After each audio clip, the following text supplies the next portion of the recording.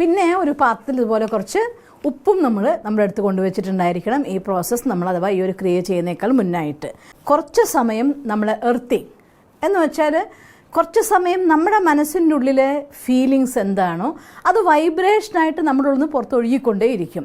അപ്പോൾ നമ്മൾ negative energy ഒഴിവാക്കാൻ നമ്മുടെ ഉള്ളിലത്തെ ഏതെങ്കിലും എഫക്റ്റായി തോന്നാനായിട്ട് ഒരു ടെക്നിക്ക് പറയും.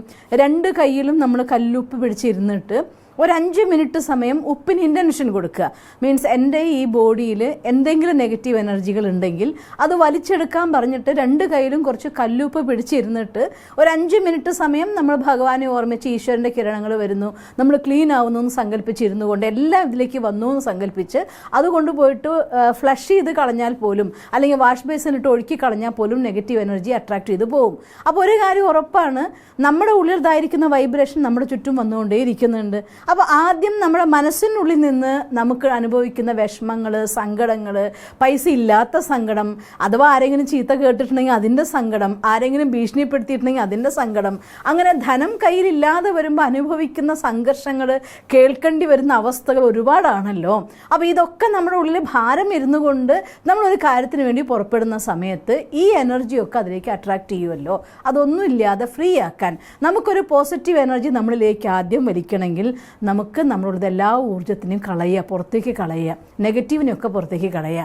അതിനെയാണ് ഞാൻ എർത്തിങ് എന്ന ഒരു പേര് കൊടുത്തത്. ഈ ഭൂമിയിലെ ഉള്ളിലുള്ളതായിരിക്കുന്ന തത്വങ്ങൾ ഇതിനെയൊക്കെ ശുദ്ധീകരിക്കാൻ ശക്തമായത് അഥവാ ഈശ്വരനുമായിട്ട് കണക്റ്റഡ് ആക്കുമ്പോൾ ഇതെല്ലാം എർത്തായി പോയിക്കോളും. അതുകൊണ്ട് ആ ഒരു ടെക്നിക്ക് നമുക്ക് ചെയ്യാം. കുറച്ച് സമയം ആദ്യം നമ്മൾ മിനിമം 3 മിനിറ്റ്സ് കേട്ടോ, മിനിമം 3 മിനിറ്റ് സമയം നിങ്ങൾ ഈശ്വരൻ്റെ കിരണങ്ങൾ നമ്മളിലേക്ക് വരുന്നു.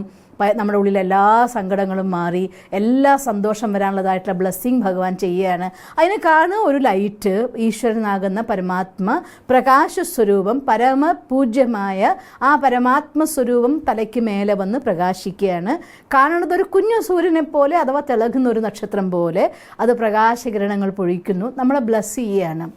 നിൻ്റെ എല്ലാ ബ്ലോക്കുകളും എല്ലാ വിഷമങ്ങളും ഇല്ലാതായിരിക്കുന്നു, നീ ഓക്കെ ആയിരിക്കുന്നു, നിൻ്റെ എല്ലാ കാര്യങ്ങളും നടന്നിരിക്കുന്നു എന്ന് ഭഗവാൻ നമ്മളെ ബ്ലെസ് ചെയ്യുന്നതായിട്ട് ഫീൽ ചെയ്യുക.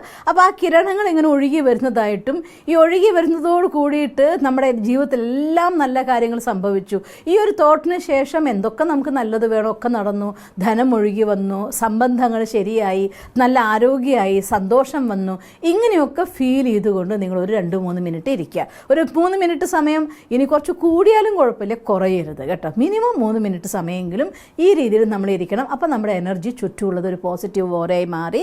അത് കഴിഞ്ഞ ശേഷം നമ്മൾ